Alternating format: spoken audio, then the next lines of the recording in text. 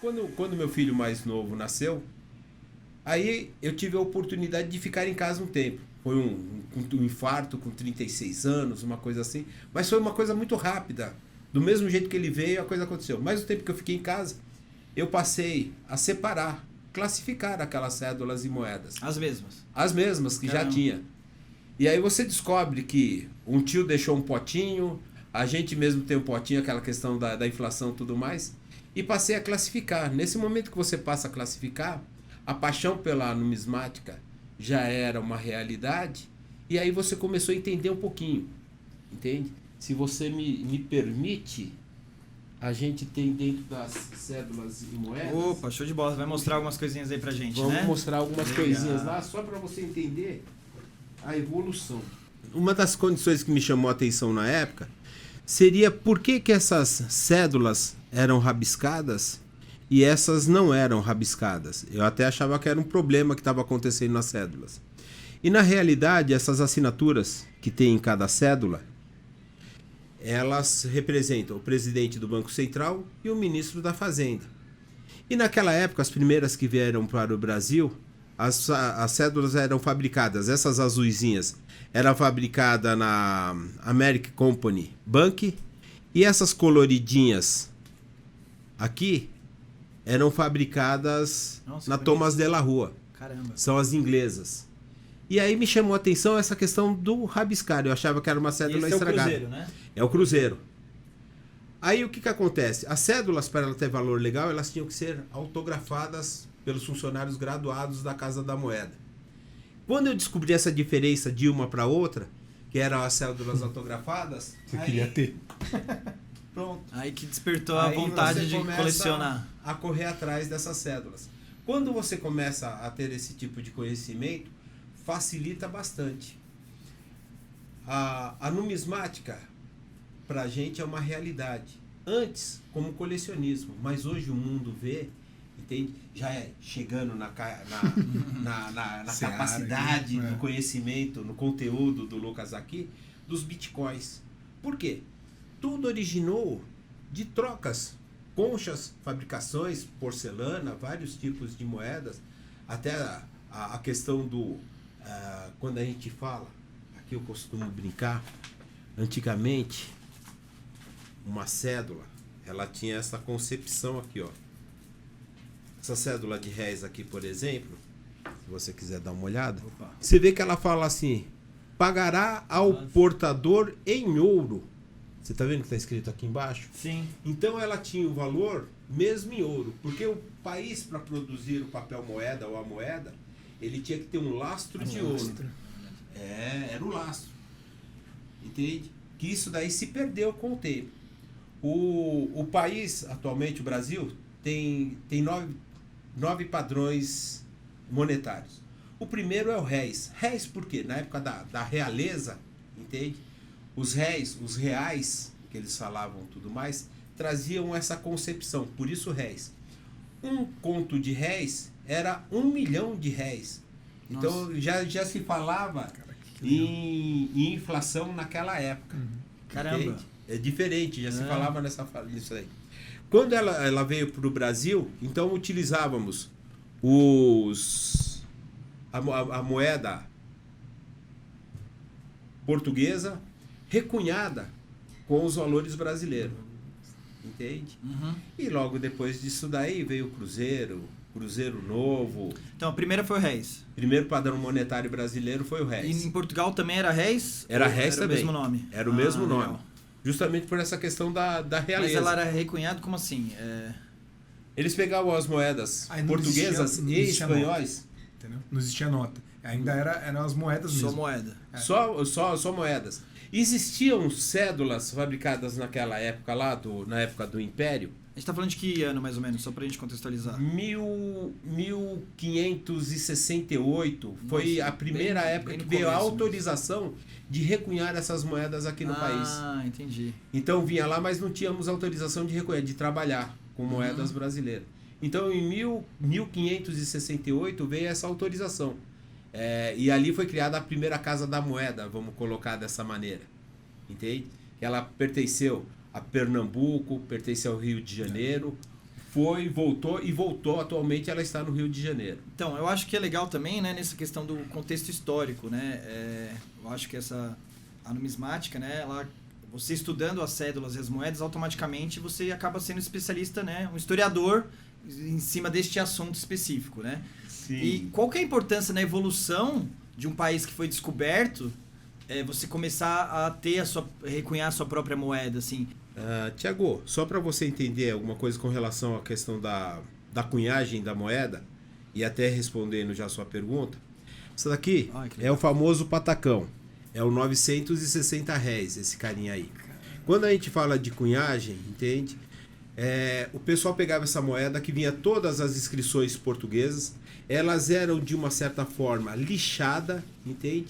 E eram recunhadas com os valores da nossa lá, são onças, 960 réis com relação a onça Trois, essas coisinhas assim. Nossa, então bonito. são facções, tem o 940, tem o 640 réis, tem o 320, entende? Então essas moedas aí, a partir do momento que eram recunhadas, tá vendo a importância delas lá? Uhum. Qual que é a parte do conhecimento do numismata? O nosso objetivo, a gente já tinha o valor real dela brasileiro. Uhum. Então o nosso objetivo era descobrir em qual moeda que ela foi cunhada.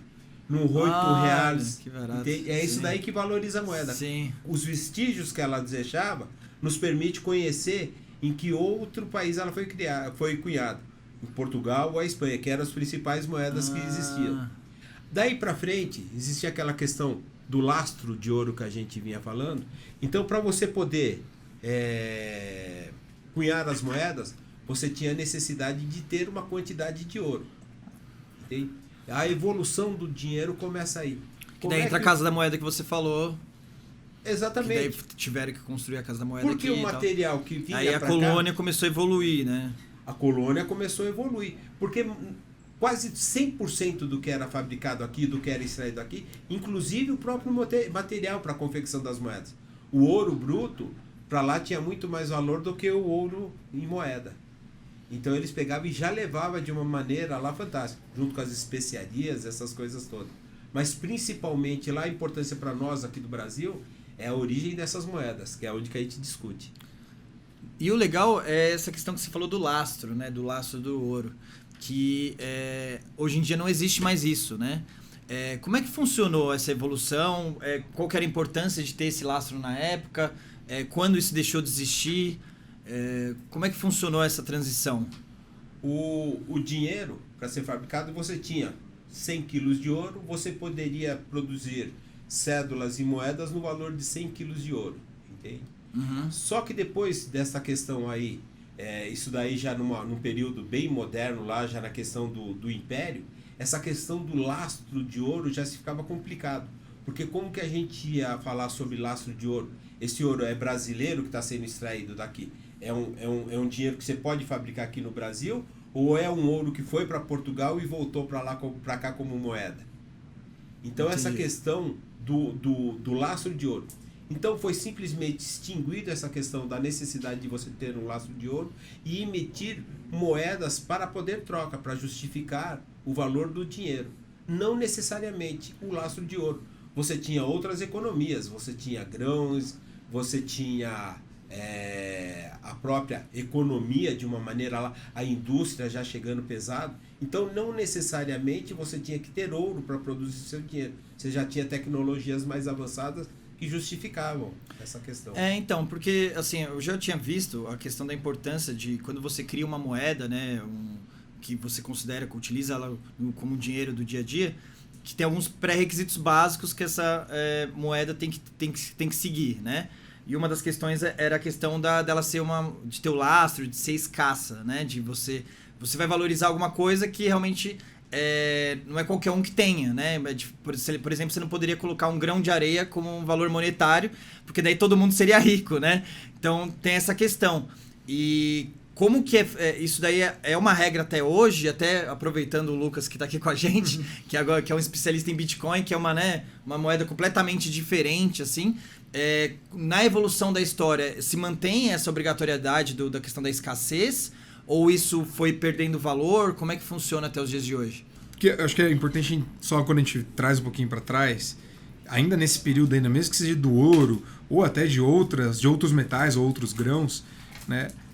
Mesmo assim, ainda a base para esses lastros era a confiança, né? Então, assim, de qualquer jeito você tinha a confiança de ter deixado lá o seu ouro dentro de uma instituição financeira antiga, que seria o primórdio do banco, onde esse banco te dava ali, por exemplo, uma nota promissória que aquilo ali dizia que valia X quantidade de ouro, ou X quantidade de grãos, ou qualquer um deles, né? Então, assim, a base das moedas sempre foi com base na confiança, né?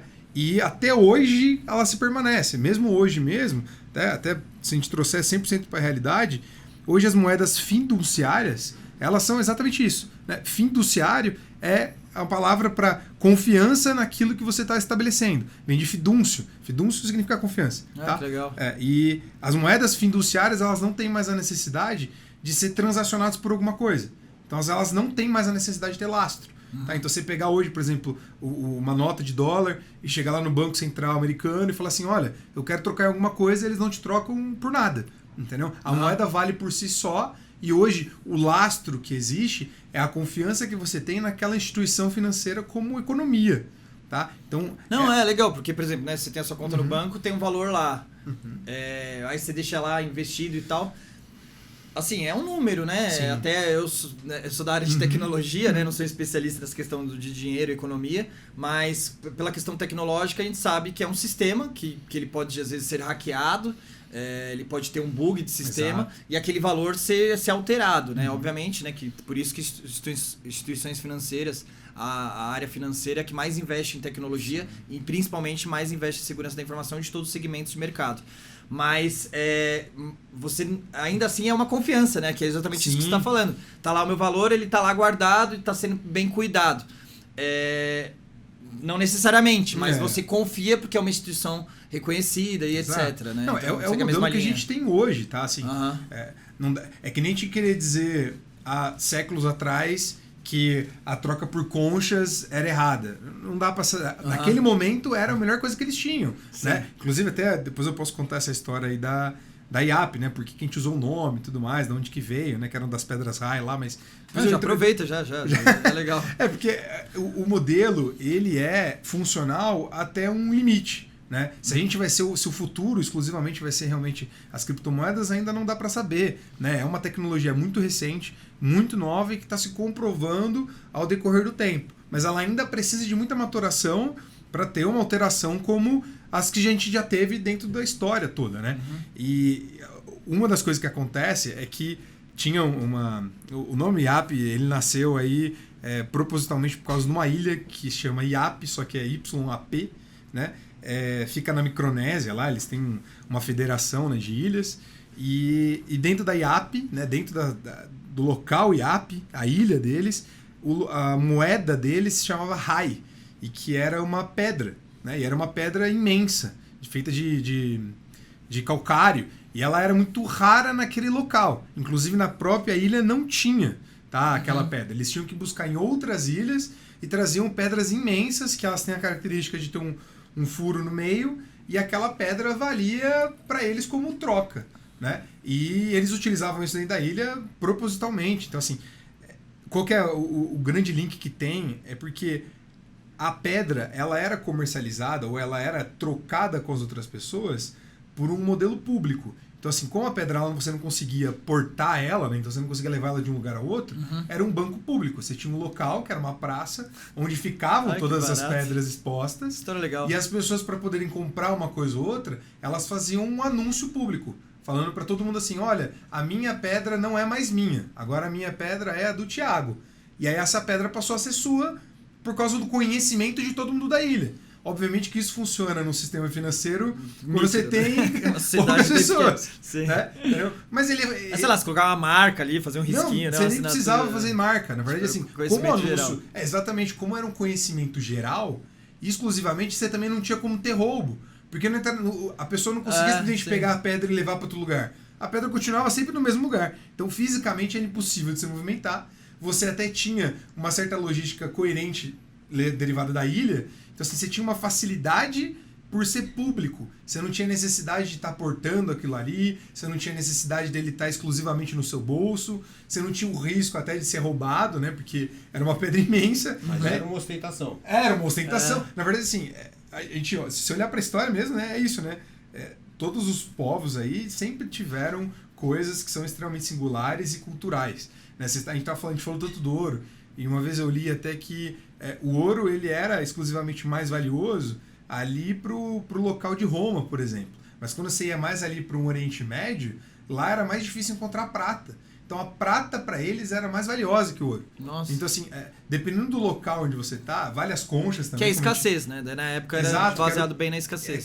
Quanto mais escasso, mais valoroso era aquilo. Né? E exatamente até para te responder a pergunta que a gente começou lá no início, né, que você perguntou sobre escassez, hoje a nossa moeda corrente, que é a fiduciária, ela não tem escassez. Por isso que a gente tem tanto problema, possivelmente, com inflação. Né? Quando a gente gera aí, o Fed faz alguma coisa, ou até o Banco Central aqui brasileiro, né, ele emite novas notas, ou ele coloca novos dinheiros para circulação, tá? E que hoje exclusivamente é o real, né? Quando ele coloca mais real, injeta dinheiro, a gente tem esse risco de ter sempre inflação. Hoje a gente está com uma inflação muito alta. Né? E aconteceu agora parecido, mas aí vale também do dinheiro que tem aplicado, até o que aconteceu agora com a Rússia. Né? Então, assim, esse problema todo que não ter capital lá, trouxe capital para o Brasil, que é um dos países emergentes, e por causa disso hoje o dólar cai. Então, assim, a gente tem várias variações. A escassez ela continua sendo um problema financeiro. Tá? Isso que você falou, ele é muito importante para quando você quer ter algo que tenha valor possivelmente futuro, né? Então que você consiga garantir, ter uma reserva de valor, é necessário que aquilo que você está aplicando vale para o Bitcoin, vale para o ouro. Tá? O ouro hoje ainda inclusive, nesse problema de guerra agora que a gente teve, o ouro também teve uma subida, tá? A cotação dele. O ouro também. Tá? Você acabou de assistir mais um corte do Athena Podcast. E diferente dos outros canais aí tradicionais que falam sobre aleatoriedades, sobre banalidades, a gente está aqui para falar sobre negócios, sobre carreira, empreendedorismo, para te ajudar a crescer profissionalmente. Então, se você gosta de conteúdos como esse, dá um like aí, apoia a gente, se inscreve no canal e confira os outros vídeos que vai ter muita coisa boa para você.